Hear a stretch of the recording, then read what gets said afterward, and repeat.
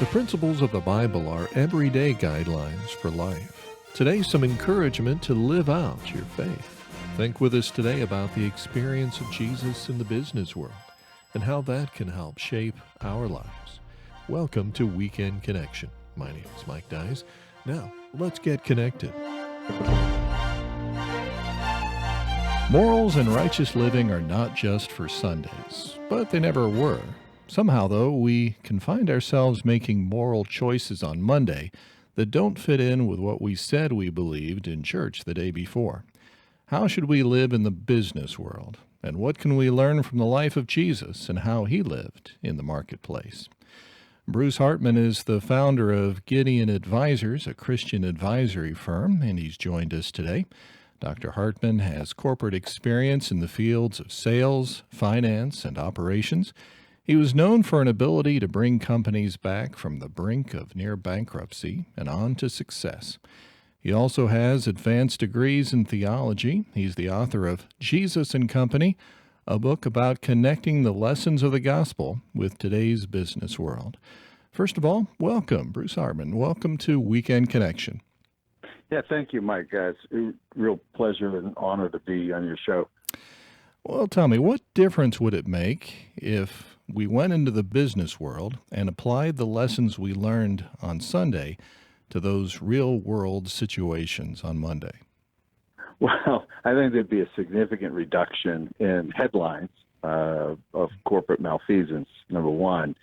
And two, so that's obviously the most important benefit. But the second benefit is I believe that every corporation would be much more sustainable in terms of their ability to operate and provide service to their customers if they followed the lessons of Jesus. Do you find that some people think that Christian principles are fine, that's one thing, but when it comes to making money, that's something different, and the two really shouldn't get together? I hear that a lot. I think that people are somewhat dismissive of Christian values when it comes to the workplace, particularly those in the workplace. But Christian values and Jesus' values are very appropriate to the workplace. And the second thing is I do think, and I think I know factually that Jesus was very supportive of business and commerce in the first century. So I think that's a bit of a myth that Christian values and business don't mix. When you look at Jesus' 42 parables, now some people will say there's 35, but if you count all of them, there's 42.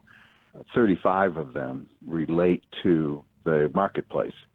So in other words, don't put new wine into an old wineskin, or the parable of talents, or the parable of the unfaithful servant. Many of Jesus' lessons were directed directly at the first century marketplace and employee. And from our standpoint, it makes sense because more than half the people at any given time in Judea, the first century Judea, were working. So if you were going to talk to that audience, that would be a place that it's likely, and scholars agree, likely that Jesus talked a lot with. We read in the Bible that Jesus was a carpenter. Well, how can his experience as a carpenter be applied to our day-to-day, our business world? Yeah, well, a couple things. There's two references in the Gospels of Jesus being a carpenter, and when you look at the Greek word which was used in the Gospels, the word is tekton, Tekton. So when you look at the ancient meaning, it says that Jesus wasn't necessarily a carpenter, but he was an artisan. And the reason why there's some debate whether he was a carpenter or not is because there isn't a lot of wood available.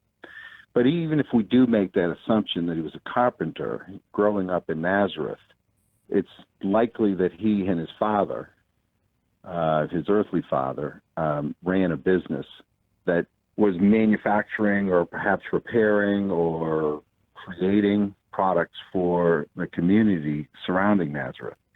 So from that, he would have known what it was like. The other example that we have in the Bible is where he turns the tables over in the temple.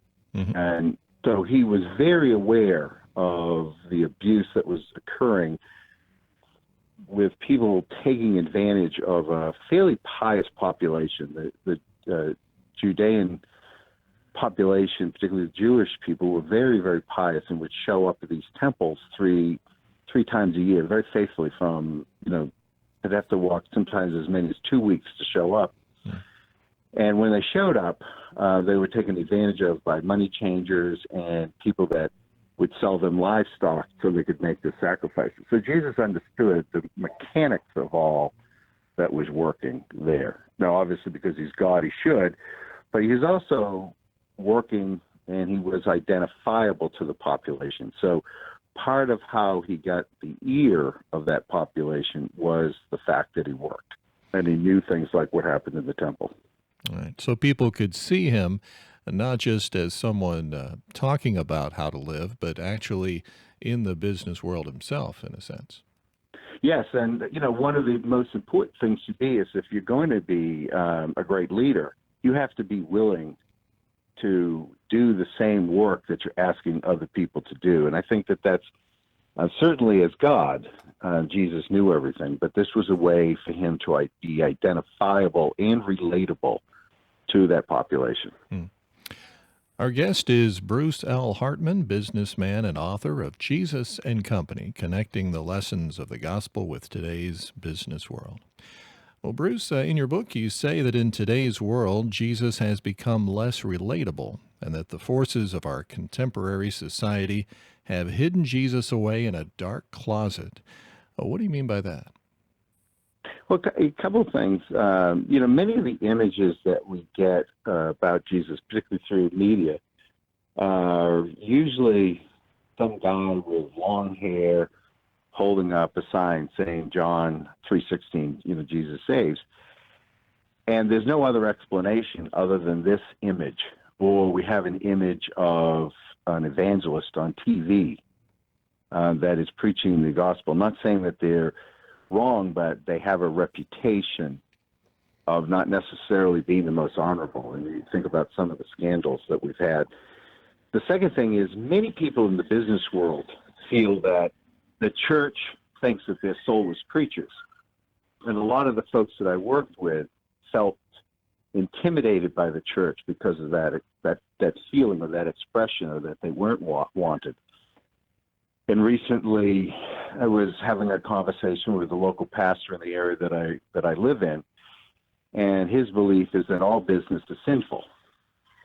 So 50% of America works, and if 50% of America is sinful, that is not a way, number one, that I believe Jesus felt, but two, it's not a great source of evangelism if that's what we want to do.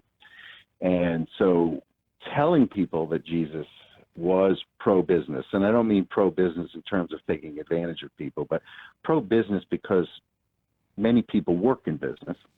That's why he'd be pro-business. Mm-hmm. And two, that Jesus's lessons aren't inconsistent with normal life.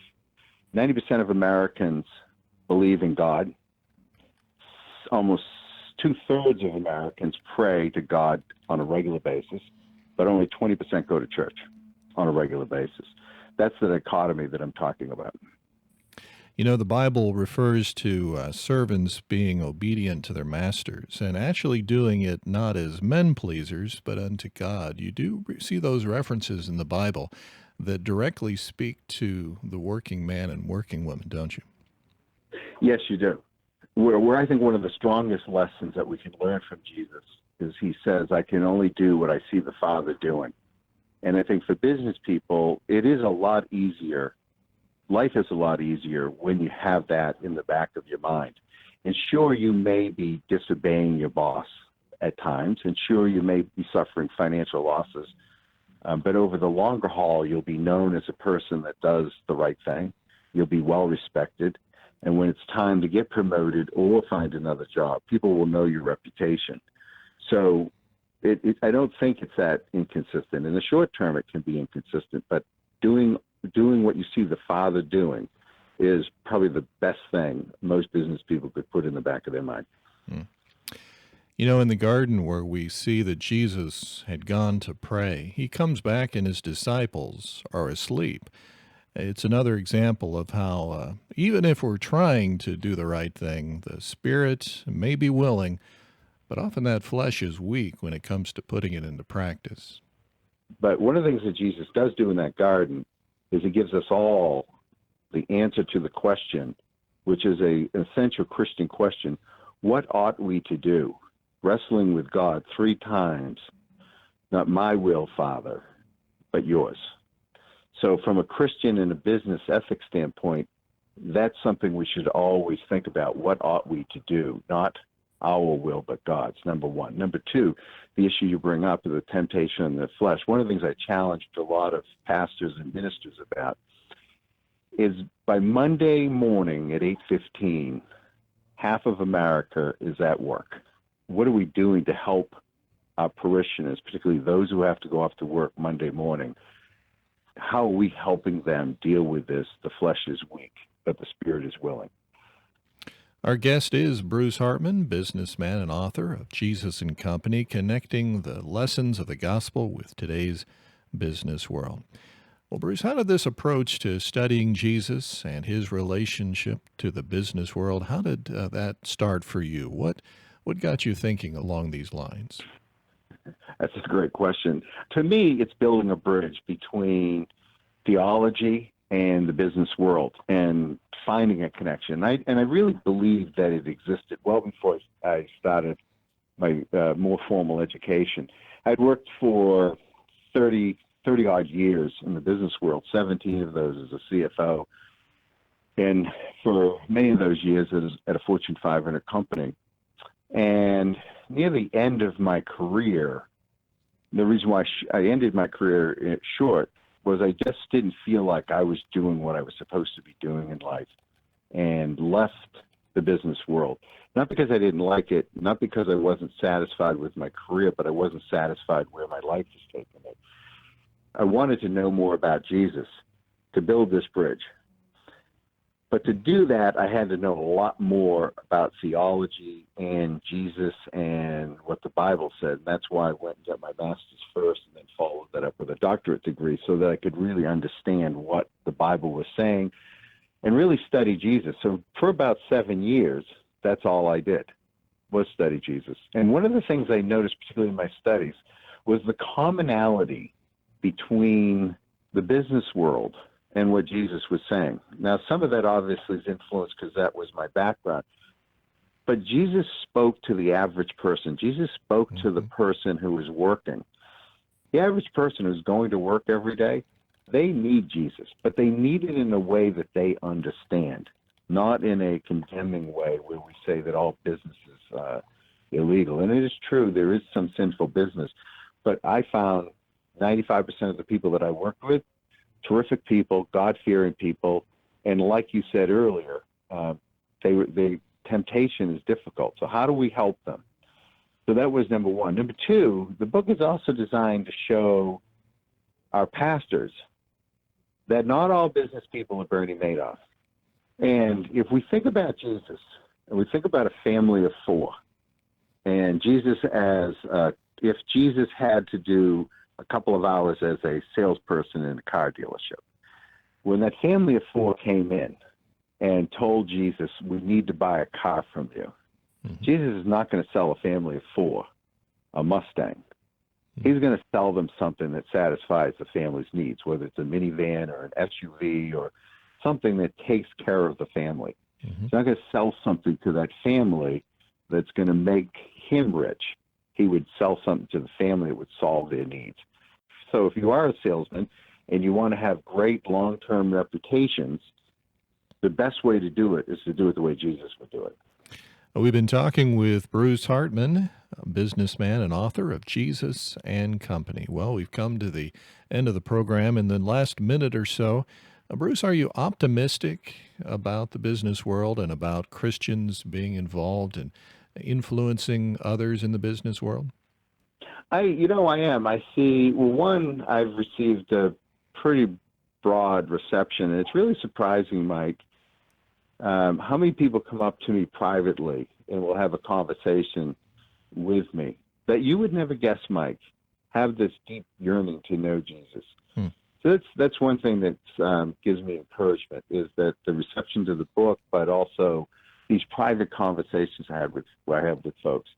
And I think the second thing is Jesus always prevails, and I'm always going to be optimistic as it relates to Jesus and his influence on us in our lives in the future, and the impact he's had on our lives in the past. Dr. Bruce Hartman, author of Jesus and Company, Connecting the Lessons of the Gospel with Today's Business World. How can they get in contact with you? Well, I have a website, www.brucelhartman.com. Jesus and Company, Connecting the Lessons of the Gospel with Today's Business World. Bruce L. Hartman, that's Hartman, BruceLHartman.com. Thank you, sir, for sharing with us today here at Weekend Connection. All right, thank you for your time, Mike. My name is Mike Dyes. Join us again next week for Weekend Connection. Thank you for listening to this feature, a production of BBN, the Bible Broadcasting Network. BBN provides 24-hour Christian programming, great Christian music, and Bible teaching. Listen to BBN by clicking the link in the description.